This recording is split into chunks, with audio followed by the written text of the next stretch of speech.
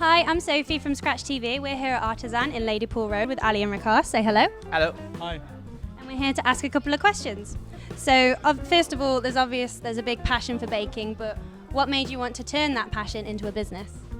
Well, for me, it was never an intention to go down this road up until Vikas approached me and said we want to do something a little bit different on the road and make everything in-house. And he said we'd work together on a menu, and that really intrigued me.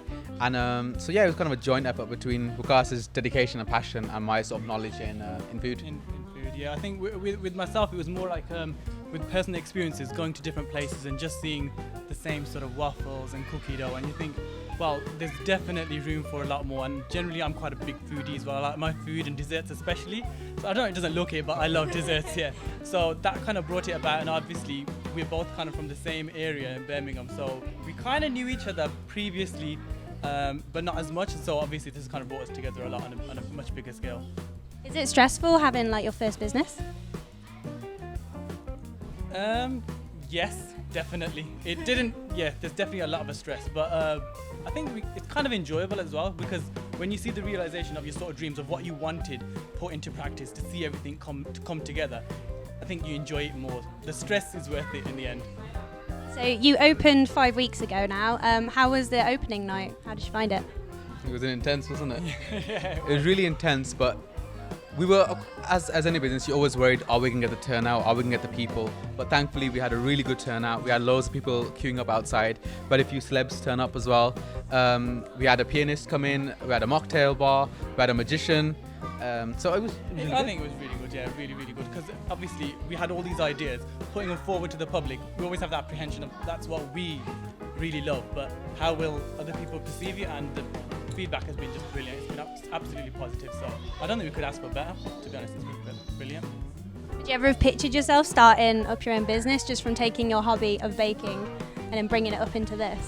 I don't know. As I said, I never really had an intention to do it up until Vikas approached me. But now that I'm in it, I could hope for nothing less. I mean, you know, as you can tell by the noise, there's loads of people here, and the night's only begun. The feedback with the food has been really good. Our reviews on Facebook are really good. So I never thought I'd see myself here so soon, but now that I am, I wouldn't go back. And you can tell this is bursting with popularity. What's the most popular dish on the menu, or your signature dish, or the most interesting, that kind of thing? I think there are two, aren't there? There are two. There's one that I think we prefer, and then one that the customers, but I think both of them work really well. I think the main one from our side, our signature dish, is the rose court, which kind of is inspired from South Asia.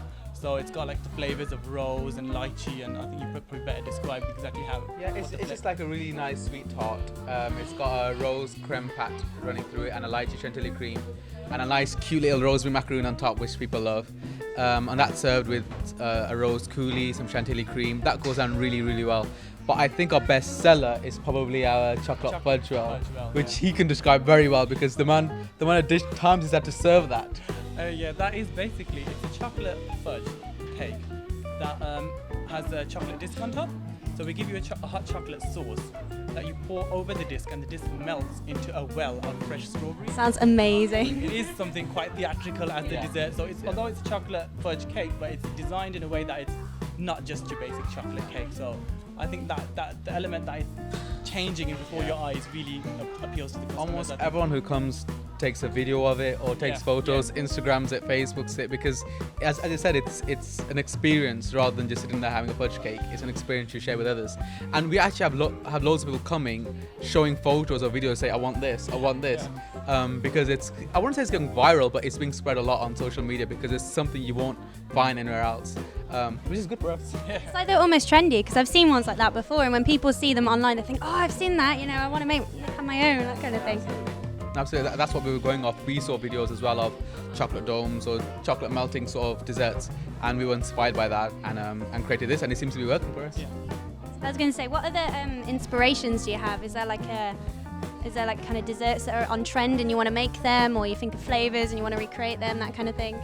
For me personally, I'm a big traveler, so I travel to Morocco, to China, to lots of places throughout the world, and I kind of take a lot of baking experiences from there. So I'll do baking classes in different countries and bring over their flavors, and that sort of has inspired our menu quite a lot. We have a dish called the Sultan, which is basically a cherry bakewell but with flavors from the Middle East. I guess the rose court is flavored from India and Pakistan. We have the Emperor cheesecake, inspired by Japanese cuisine. So a lot of it is based on a combination of very quintessential British desserts, but flavored with flavors from the East. I think one of the hardest things for us definitely was that we had so many ideas and so many flavors just to channel them into a single menu. What menu is a big enough? Literally, yeah, we have got so many ideas. We're bursting with ideas, really. It's so difficult saying no to someone. No, exactly. But we had to. We had to. Yeah. It's just one of those things. But you never know. Hopefully, we might increase the menu. And there are a few things I'm going to try to coax Ellie into adding into the menu, but time will tell how that. Is there anything kind of coming soon on the menu that we get to know about, or is it all top secret? Coming soon. Yeah, so yeah, there will be certain. Winter's coming soon, so we're looking at introducing a sort of seasonal menu. Of course, when you think of winter, you think of comfort desserts like sticky toffee pudding or apple crumble. So we're thinking of playing around with flavors like that, trying to see what we can create. So yeah, watch out for some winter editions. Sound really good. Now, onto the Bake Off now, because obviously that's on TV right now. Is it in its third season or fourth? Sixth season. Oh gosh, I'm really far behind. Anyway, but so you were on it 2 years ago now. Do you remember that feeling you got when you first stepped into that famous white tent? Yeah, I mean, I was a big fan of the show before I even applied, and when I first even saw that tent when I was on the minibus driving up, it was surreal. You never imagine actually being there, but I was going to it. And then that's where I met other bakers, and I met Mel and Sue, who were just walking around, and you almost felt like you were in a dream, like as though you were viewing something, but you were there. But then as soon as the producers came in and they started going through the ingredients list, that's when you realize this is very real and it's very much a competition. So it was a combination of excitement of being there and apprehension of hoping that's not your last week. So it was an emotionally difficult time, but it was great fun. I loved it. What was your favourite dish to make on the show? It was actually the dish I left on. I had just come back from Morocco, and I had this dish called a mahansha, which is basically a phyllo pastry in the shape of a snake, and it has a sweet filling. And I brought that back, and I thought, okay, this is the one that will save me or make me leave. And I put all my heart into it, and I was really pleased with it. But unfortunately it wasn't enough to save me, but I left on a good note. I knew I left with something that I was pleased with. So yeah, it was bittersweet. Bittersweet. There wasn't any scandals on yours, like the melting ice cream incident or anything like that? Well, there were quite a few on mine, weren't there? There was Howard with his custard gate. Custard, yeah. There was an elbow gate in his scone. So yeah, it was a season of Howard's misfortunes.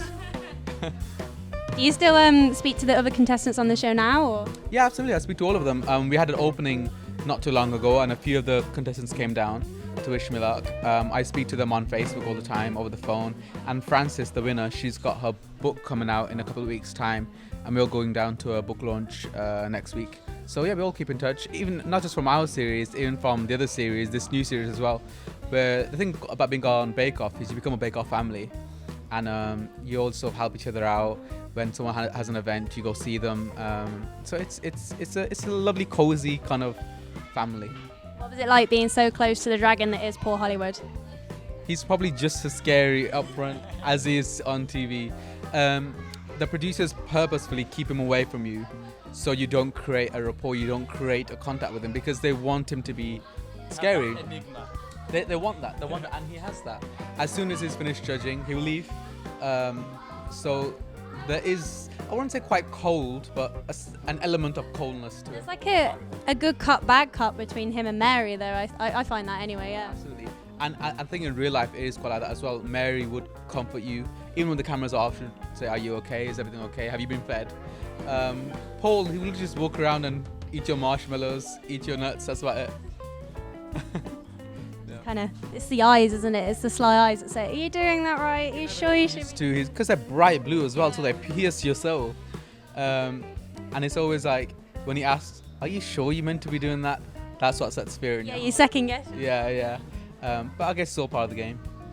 I like it. And finally, who are you rooting for in the Bake Off this year? there are two that stand out for me. Firstly, it's Nadia. It's because of her facial expressions. I love her facial expressions. And secondly, I think Tamal. I think he's the dark horse. He's consistently good. And I wouldn't be surprised if I see him in the finals. So keep your eyes peeled and watch out. Okay, thank you guys. Thank you very much. Thanks so much.